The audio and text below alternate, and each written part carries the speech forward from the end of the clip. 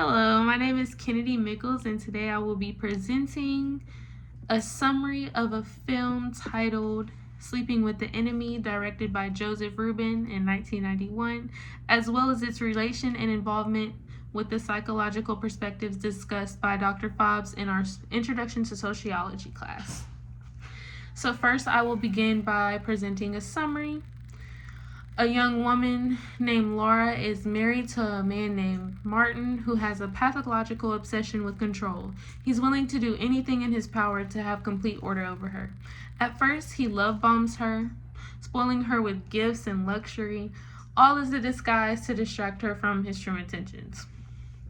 He learns very specific detail about her, from her fears to her life story. As the relationship advances, he begins to control her social, work, and personal life by isolating her from others. He makes their at-home life seem as if it's all she'll ever need.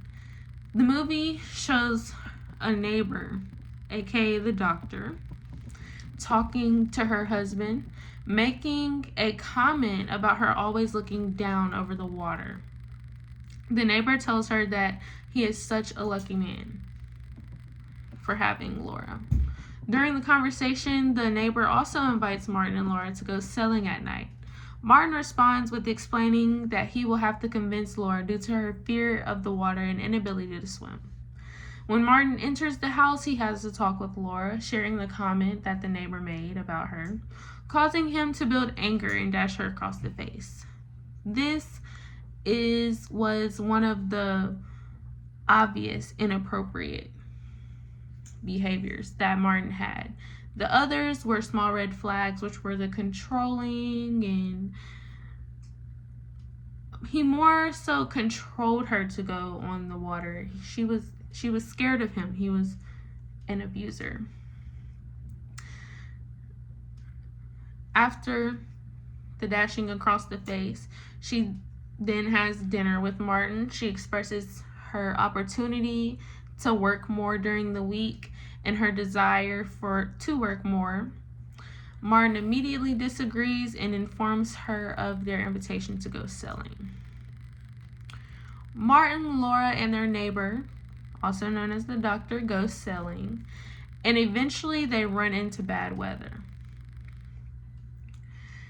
Bad weather, sailing, it's crazy, especially if you're already scared from the water.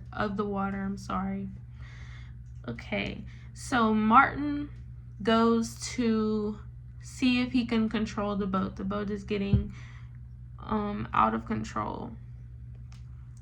Things get so bad, the neighbor joins him.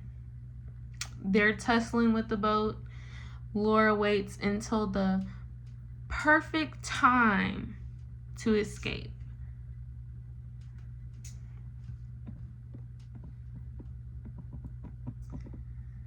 She jumps off the boat and she swims. She had took swimming lessons. That's the spoiler. So she swam to this emergency float, the emergency float with the red light.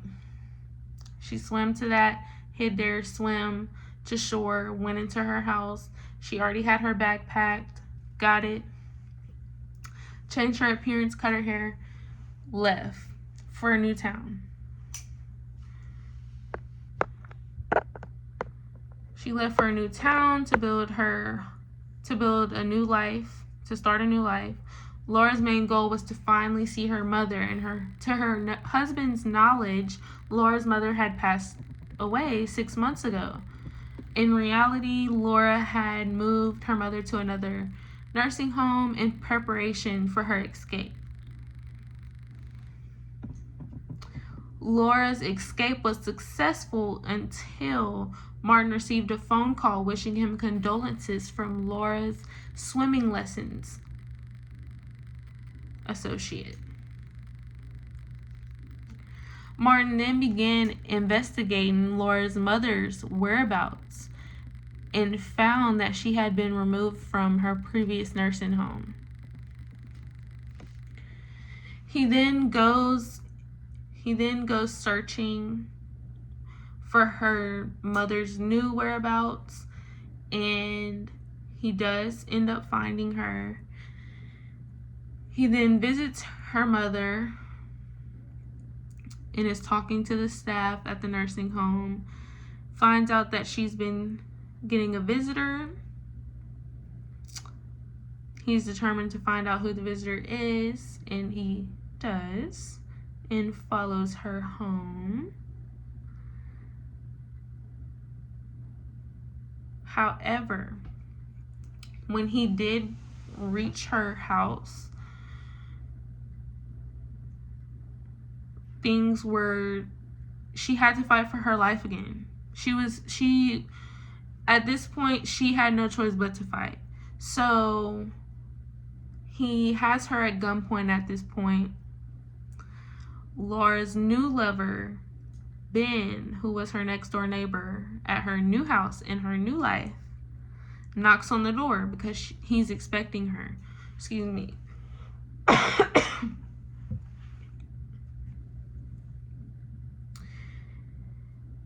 He notices that something is off when she closes the door, tells him that that's tonight's not a good night. He sees her husband through the window and kicks down the door. So that was enough time to get him distracted, to get Martin distracted, her husband. Martin knocked Ben down to give Laura enough time to, do what she had to do. So she grabs the gun, shoots him twice. Boom. Freedom. Well, not a good thing, but it's not a good thing, but she was more of a self-defense. So things like this happen every day, more than any of us could probably think, or more than I could think. It just goes unsaid due to the fear of the victims, the embarrassment of the victims.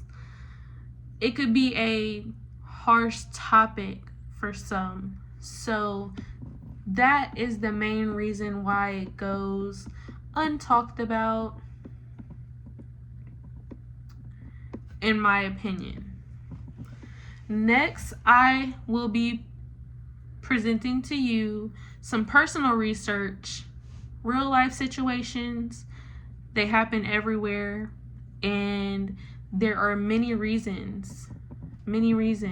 There's not just one correct answer to why incidents such as violence in relationships, incidents such as the abusive relationship and sleeping with the enemy happen worldwide. While many victims are embarrassed and scared to speak up, there are even centers such as Crystal Judson Family Justice Center, established to aid victims and families to escape abusive relationships. An article shares a lady named Abigail's story. Very similar to Laura's story, Abigail's abuser was charming and sweet at first, like Martin. He swept her off her feet. They nearly dated for 2 years before marrying, and she had no idea her partner would become her future abuser. Once married, the put-downs and possessiveness began to make her feel bad about herself, and then he made her feel bad about herself, and then he began to gaslight her, causing her to doubt herself. Over time, things became worse, and after their firstborn child, physical abuse began. After years of abuse, she searched for a counselor, and the counselor wanted to have a joint session with her husband. However, this can be dangerous in abusive relationships. A friend going through a similar situation told Abigail about the Crystal Judson Family Justice Center. At the center, advocates can help a victim come up with a safety plan. There are people waiting for victims to reach out for help and ready to assist these victims. There are many other support groups around the world, as well as a national domestic violence hotline.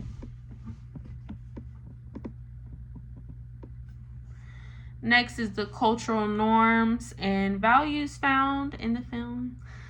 In the film, Sleeping with the Enemy, the abuse, in my opinion, of the occurrence is that it is out of the government or higher level control. It is more of a Laura or women or any victim's control. Instead of paying attention to his warning behavior, she overlooked them and gave him the benefit of the doubt. Excuse me. Following his abuse, Laura took formal action such as professionally removing her mother from the nursing home, and informal by packing a bag and putting it aside so that Martin would not realize anything suspicious. Deviant behavior such as abuse is not legal. There are consequences. Therefore, the culture does not freely allow it. Attempting to control Laura's looks, dresses, acts, and independence, Martin discreetly and indirectly controls her in all aspects. Verbal and nonverbal communication are used by Martin with the intention to emotionally abuse Laura. He restricts her access to other people as invested in her whereabouts. As Martin makes an early attempt to gain control and order over Laura, I see this as a way of socialization on a personal level. He started from the very beginning of the relationship by convincing with his words, causing Laura to lose independent control of her everyday life decisions. Laura begins to fear her husband due to his anger when things were not done the way he wanted them, which resulted in him becoming very abusive physically and emotionally. Martin would have been considered in a higher social class, which could have something to do with his abuse. Maybe he felt powerful because he had more money. Excuse me. He had a good job and very nice home. He was able to provide for Laura. She did not have to work if she didn't want to. Very much high class. Sorry. The middle class is what I would consider Laura's new lifestyle as well as her new partner, Ben. This movie is based on the topic of deviant behavior, as this movie focuses on an abusive relationship. The deviant behavior is presented by Martin and his violation of expectations of society. Abusing someone innocent is deviant behavior. The term stigma would be perfect when discussing Martin's deviant behavior by many viewing abusive men as horrible humans. The only inequality that could be pointed out was gender inequality because of Martin's controlling ways and actions towards Laura. At one point in the movie, Laura had been mentally, emotionally, and physically abused to the point where her and Martin were not viewed as equal. He was on a higher status level compared to her due to her not having a job and not being able to freely live her life. Next is my choice of perspective, which is going to be an interactionalist perspective. Martin's role in the movie was the villain, also known as the bad guy, and his role was important and very much needed to show the effect of abusive behavior and the consequences that it can lead to. The interactionalist perspective focuses on cultural transmission and social disorganization, which could be the root of abuse or any problems in relationships. From a sociologist perspective, I would assume that the first question that would be asked is, what happened in Martin's childhood that caused him to act as such? Or what significant event happened in his past that causes him to crave order and control? Topics such as being bullied in school, feeling left out, or even simply not having any friends, and many more, are things we must recognize when looking into why someone might become abusive. Abusive behavior can even be passed down from a parent. Sometimes when someone grows up seeing repetitive behavior, they tend to pick the behavior up. The interactionalist perspective was shown throughout Sleeping with the Enemy in this way. And the two websites I used are www.quora.com, www.gigharbornow.org.